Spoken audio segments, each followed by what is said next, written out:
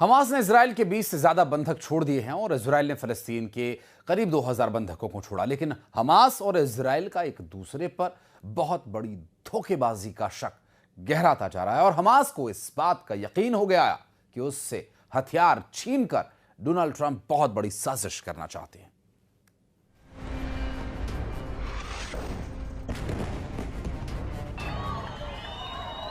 Israel के बंधक छोड़ दिए गए, फिलिस्तीन के बंधक भी रिहा कर दिए गए। बंधकों की अदला बदली हो चुकी है। सवाल है कि बंधकों की अदला बदली के दौरान क्या भरोसे की अदला बदली भी हुई है या गाजा में अगले दौर का असली युद्ध अब शुरू होने वाला है? क्या हमास और इजराइल के बीच युद्ध विराम के बाद अब गाजा में फिर से तस्वीरें ऐसी कुछ देखने को मिलेंगी?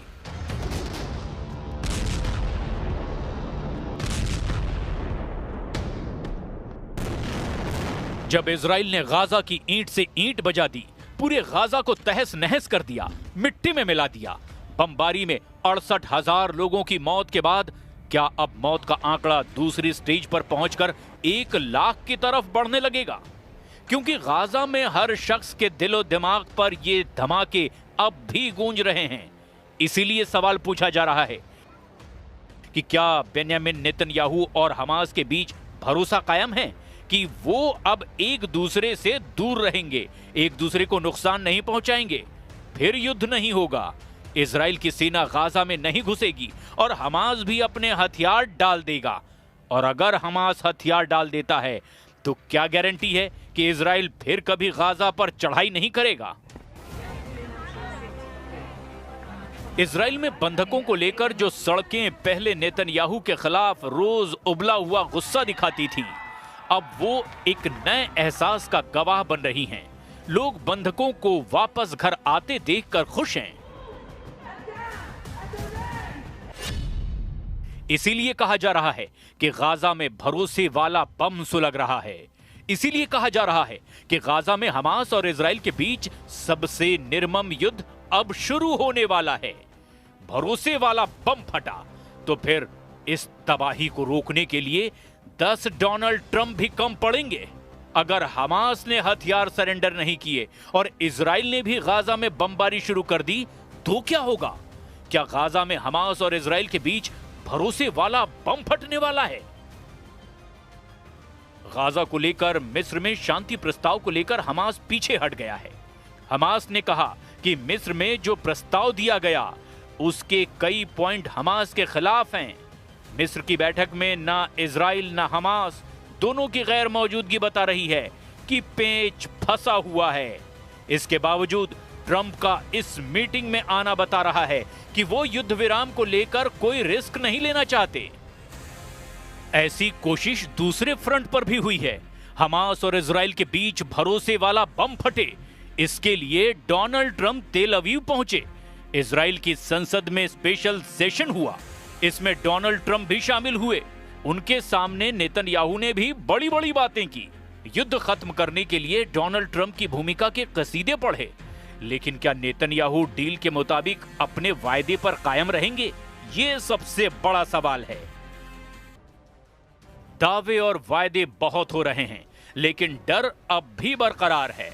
डर इस बात का कि अगर इजराइल का ब्लॉकेड गाजा के चारों तरफ रहेगा तो क्या हमास और इजराइल की टक्कर दोबारा नहीं होगी? और अगर ऐसा हुआ तो क्या इजराइल की एयरफोर्स फिर एक्टिव नहीं होगी? 2 साल के दौरान गाजा में इजराइल की बमबारी में 67,869 लोगों की जान चली गई। यानी रोज गाजा में 95 लाशें गिरती रही और पूरी दुनिया होठ सिलकर बैठी रही। गाजा में 2 सालों के युद्ध के दौरान 1 लाख टन बम गिराए गए। कोई बिल्डिंग साबुत नहीं बची। सिर छुपाने के लिए तंबुओं के अलावा अब गाजा के पास कुछ भी नहीं बचा। इसमें कोई शक नहीं कि गाजा पर बमबारी को लेकर पूरी दुनिया की नाराजगी टीवी स्क्रीन पर छाई रही। यूरोप से लेकर अमेरिका तक पब्लिक सबसे ज्यादा सड़कों पर उतरी, लेकिन पश्चिम एशिया में अरब देशों का गुस्सा ठंडा ही रहा। लेकिन जब बात संयुक्त राष्ट्र के मंच पर उठी तो नेतन्याहू और इजराइल के कैंप में हड़कंप मच गया। इसकी एक बड़ी वजह फिलिस्तीन को लेकर न्यूयॉर्क डिक्लेरेशन भी है। 12 सितंबर को संयुक्त राष्ट्र में 2 स्टेट सॉल्यूशन के तहत फिलिस्तीन को राज्य का दर्जा देने के लिए वोटिंग हुई थी और उसमें 142 वोट फिलिस्तीन के समर्थन में पड़े, जबकि इजराइल के समर्थन में सिर्फ 10 देशों ने ही वोट किया। इन 10 देशों में प्रमुख तौर पर अमेरिका, अर्जेंटीना और हंगरी शामिल थे, जबकि फिलिस्तीन को रूस, चीन और भारत समेत यूरोप और बाकी दुनिया से समर्थन मिला। Президент Трамп, безусловно, выдвинул свой план, который мы не раз оценивали как лучшее, что сегодня есть на столе переговоров. Хотя, конечно, палестинская проблема этим не исчерпывается, но тем не менее, как можно скорее остановить кровопролитие, решить. फिलहाल हमास और इजराइल के बीच युद्ध रुक गया है, लेकिन फिलिस्तीन को लेकर दुनिया की जो डिमांड है, जो भारत, चीन, रूस समेत तमाम यूरोप के देशों का रुख है, वो इजराइल को तनाव देने के लिए काफी है, क्योंकि फिलिस्तीन और इजराइल का विवाद अब भी सुलझना बाकी है।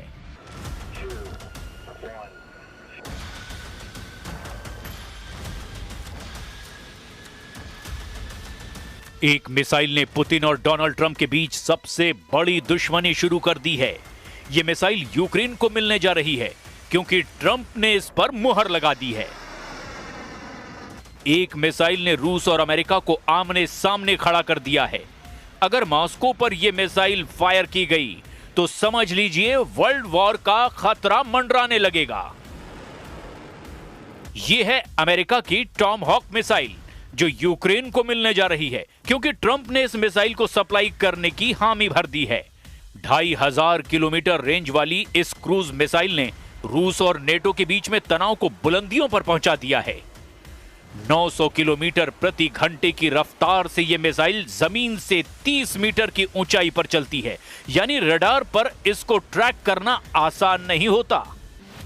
पुतिन ने बताया कि वो यूक्रेन की 5000 वर्ग किलोमीटर की जमीन पर कब्जा कर चुके हैं, लेकिन पुतिन के जहन में बहुत कुछ चल रहा है। उनके जहन में ज़ेलेंस्की भी हैं, पुतिन के दिमाग में डोनाल्ड ट्रंप की चालबाजी भी है, और पुतिन उस टॉमहॉक मिसाइल के बारे में भी सोच रहे हैं, जिस पर ज़ेलेंस्की और ट्रंप के बीच बड़ी सीक्रेट डील हो चुकी है। पुतिन को लेकर पूरा यूरोप इस वक्त बहुत ज्यादा घबराया हुआ है। पोलैंड से लेकर के एस्टोनिया और डेनमार्क से लेकर के रोमानिया, ये देश पुतिन की ड्रोन फोर्स को लेकर सहमे हुए हैं। और ऐसे वक्त में जर्मनी के चांसलर फ्रेडरिक मर्ज ने भी कह दिया है कि यूरोप का रूस से युद्ध तो नहीं चल रहा, लेकिन अब दोनों के बीच शांति नहीं है। डेनमार्क की प्रधानमंत्री कह चुकी हैं कि नॉर्वे, पोलैंड और रोमानिया के बाद अब उनका देश खतरे में है, क्योंकि इन 3 देशों में ड्रोन वाली घुसपैठ के बाद अब यही पैटर्न डेनमार्क में भी दोहराया गया है। मतलब साफ है कि रूस पूरे पूर्वी यूरोप को दबाव में लाना चाहते हैं, और अब इसे काउंटर करने के लिए ट्रंप ने टॉमहॉक वाला दांव चल दिया है।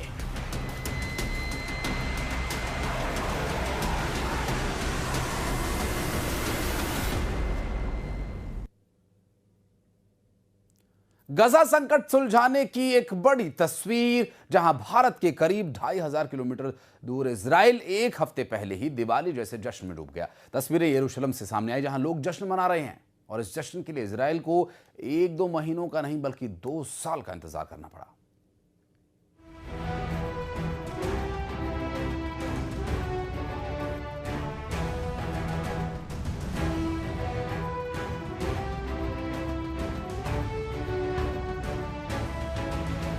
ये तस्वीरें जेरूशलम की हैं, जहां लोग जश्न मना रहे हैं, और इस जश्न के लिए इजराइल को 1-2 महीने नहीं बल्कि 2 साल का इंतजार करना पड़ा। 738 दिन बाद इजराइल में जश्न की वजह उन बंधकों की नर्क से रिहाई है, जिन्हें 7 अक्टूबर 2023 को हमास के आतंकियों ने हमला करके कैद कर लिया था। दरअसल अमेरिका के राष्ट्रपति डोनाल्ड ट्रंप की पहल पर इजराइल हमास समझौते को 3 चरणों में लागू करने का फैसला किया गया है।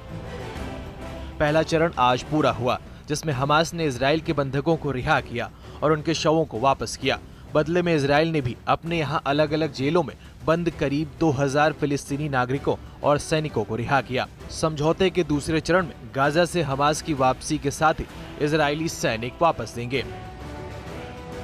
अमेरिकी राष्ट्रपति ने इजराइल की संसद को संबोधित भी किया और बंधकों की रिहाई को बड़ी कामयाबी बताया। वहीं इजराइल के प्रधानमंत्री नेतन्याहू ने संसद को संबोधन के दौरान ट्रंप को इजराइल के सबसे बड़े सम्मान देने का ऐलान किया। After 2 harrowing years in darkness and captivity, 20 courageous hostages are returning to the glorious embrace of their families, and it is glorious. 28 more precious loved ones are coming home at last to rest in this sacred soil.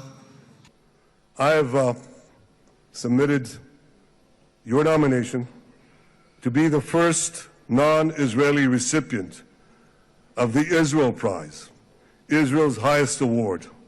As to that other prize, just a question of time, you'll get it. But I want you to get the Israel Prize.